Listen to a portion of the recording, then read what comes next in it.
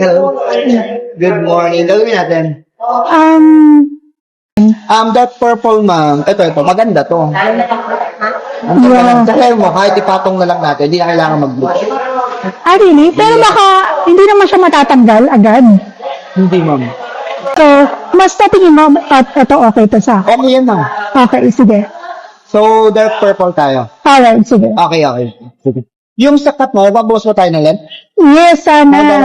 Ano bang mas ano sa akin? Kasi medyo may pagka-chubby face ako. So, kung gusto mo ng frame, hindi natin maglagay ng layer. Medyo mataas na layer yan. Okay. So, sa layer, okay hanggang dito. Okay, Para tapos... dun sa shape na meron kang frame. alright, sige.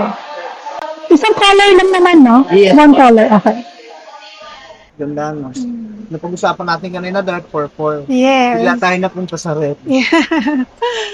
Pero mas maganda siya. Mas lutang. Mas lutang siya. Ang fading pala nito, ma'am, papunta naman brown. Okay. Kasi hindi naman tayo nag-bleaching ng ano. So, Pero kung okay. nag-bleaching tayo, ang fading nung pa-pink. Okay. So, ito naman, brown lang. Okay. 2 days lang, Okay, 2 days. Tapos pag gusto mo siyang naka-shape ng ganyan, pwede mo ipaloob lang.